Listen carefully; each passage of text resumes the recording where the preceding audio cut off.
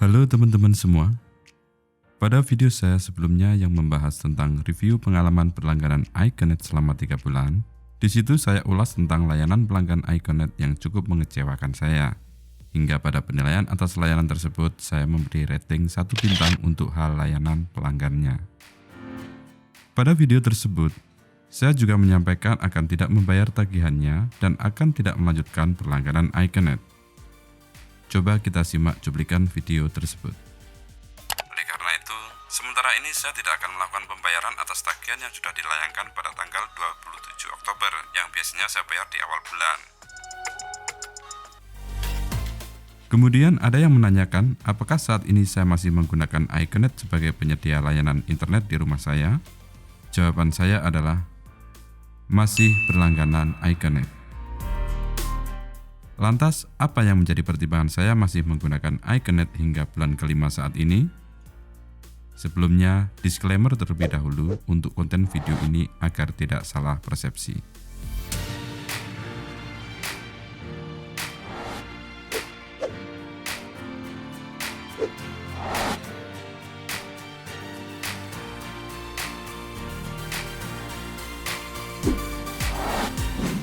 Sesaat setelah saya upload video review iConnect ini, permasalahan yang saya alami dan sempat menguras waktu untuk menyampaikan komplain pada layanan pelanggan iConnect yang kurang responsif dan solutif, sebagaimana yang saya ceritakan di review tersebut, ternyata telah terselesaikan dan kembali normal sepenuhnya. Meskipun sudah normal, saya masih belum membayar tagihan hingga tanggal jatuh tempo 8 November 2022 sebagaimana yang tertera dalam email yang dikirimkan pihak iConnect sembari memantau konsistensi kualitas perbaikannya. Jika ternyata permasalahan yang serupa muncul kembali dalam jangka waktu yang pendek, maka saya akan konsisten juga untuk tidak membayar tagihan. Namun, setelah seminggu berjalan dan koneksi saya tidak ada permasalahan lagi, maka saya putuskan untuk membayar tagihan yang harusnya jatuh tempo tanggal 8 November tadi pada tanggal 15 November 2022. Meski sudah telat seminggu, saya masih mendapatkan koneksi internet dengan baik. Jadi, itu adalah alasan pertama saya tetap berlangganan iConnect.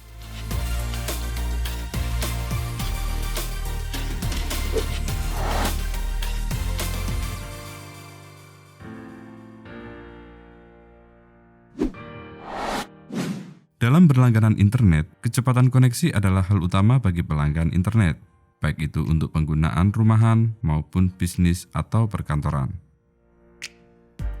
Berdasarkan histori data pengukuran kecepatan internet yang saya lakukan sejak awal berlangganan iConnect hingga memasuki bulan kelima, di sini saya memiliki data pengukuran sebanyak 60 kali yang saya lakukan secara acak.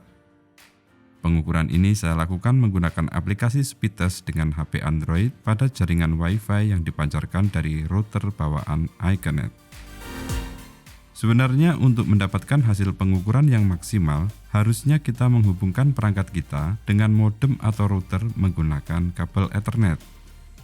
Namun untuk lebih praktisnya dan untuk mendapatkan pengalaman internet menggunakan jaringan Wi-Fi standarnya, di sini saya menggunakan HP yang biasa terkoneksi dengan Wi-Fi dari iConnect.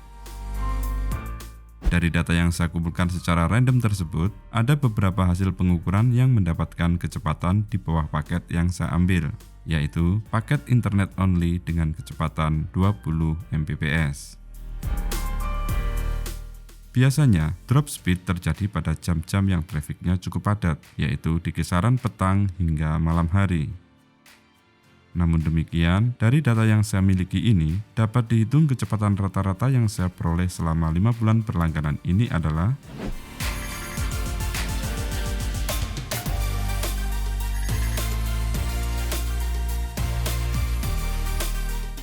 atau jika kita hitung median dari N data tersebut, maka diperoleh kecepatan download dan uploadnya adalah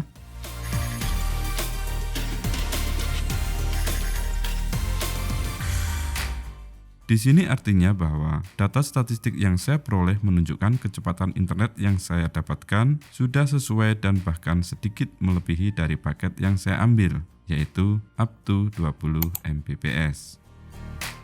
Dalam hal ini, saya memberi penilaian bahwa kecepatan internet yang diberikan oleh iConnect ini dalam kategori yang sangat baik, mengingat paket yang saya ambil adalah Internet Broadband Share atau up-to. Ditambah lagi bahwa kecepatan download dan uploadnya memiliki perbandingan 1:1. Ini satu hal yang juga memberi nilai lebih bagi iConnect, karena tidak semua penyedia layanan internet memberikan kecepatan yang simetris untuk download dan uploadnya. Selain pengukuran menggunakan speed test, terkadang saya juga melakukan pengukuran menggunakan nPerf, OpenSignal, dan Meteor.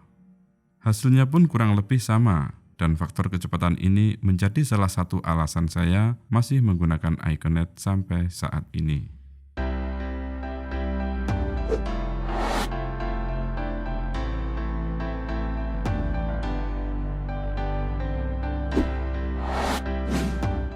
Sebagai pembeli atau pelanggan, tentunya kita akan menerapkan prinsip ekonomis dalam membeli suatu produk yang kita inginkan.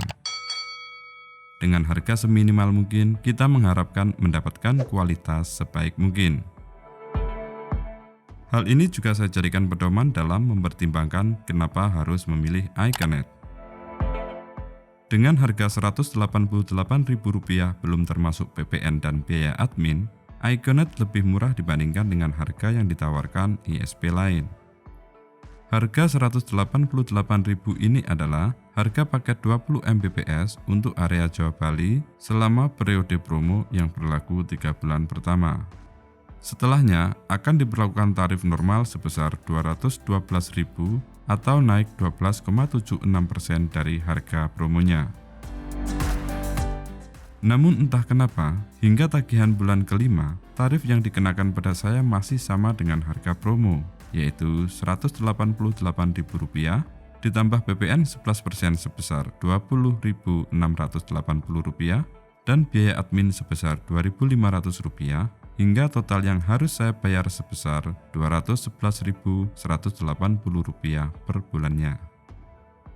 Meski saya telah dibohongi dengan promo iConnect yang menyatakan harga promonya berlaku selama 3 bulan pertama, di sini saya bisa menerima kebohongan tersebut dengan legowo dan menjadikannya salah satu alasan saya masih mau berlangganan dengan iConnect.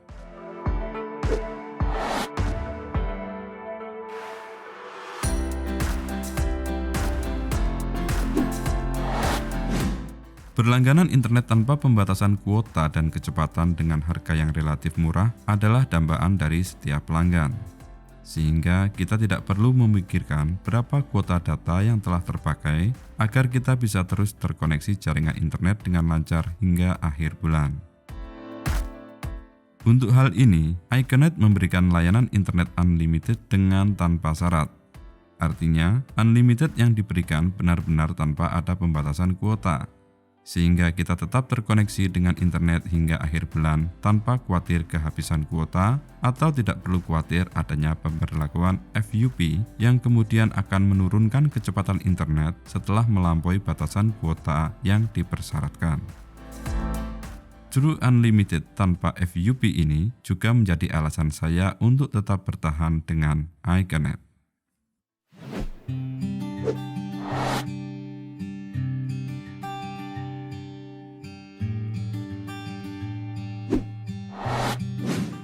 Ping atau latensi yang rendah sangat dibutuhkan untuk beberapa aplikasi yang interaktif. Misalnya, panggilan suara melalui internet dengan aplikasi WhatsApp, Skype, Facebook Messenger, dan sejenisnya. Kemudian, konferensi video melalui Zoom Meeting, Google Meet, Microsoft Teams, dan sejenisnya. Serta untuk pengalaman bermain game online multiplayer, live streaming, dan lainnya. Dalam hal ini, meski tidak memberikan latensi yang terendah, iConnect sudah cukup memberikan kualitas ping atau latensi yang terkategorikan bagus. Dari beberapa pengalaman saya menggunakan jaringan ini untuk Zoom Meeting, panggilan WhatsApp, dan bermain game online, masih mendapatkan kestabilan koneksi yang bisa dikatakan masih dalam taraf wajar dan tidak merasakan lag atau delay yang mengganggu. Oleh karenanya, untuk hal ini saya masih bisa menerima iConnect sebagai penyedia layanan internet yang saya pakai. Setelah pengaduan komplain yang saya lakukan terakhir kali pada awal bulan November 2022 hingga saat pembuatan video ini, saya belum pernah mengalami putus koneksi internet yang mengganggu aktivitas saya dalam berinternet. Hal ini bukan berarti bahwa koneksi iConnect berjalan maksimal sepenuhnya. Terkadang saya juga mengalami drop speed pada saat-saat tertentu, namun tidak sampai lost connection. Biasanya, hal ini terjadi pada peak hour antara petang hingga malam hari, di mana dimungkinkan trafik internet sedang padat-padatnya.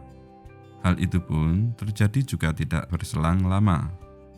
Sehingga untuk hal ini saya masih bisa mentoleransi karena saya juga menyadari bahwa paket internet yang saya gunakan bukan dedicated internet, melainkan broadband internet dengan bandwidth share atau up to.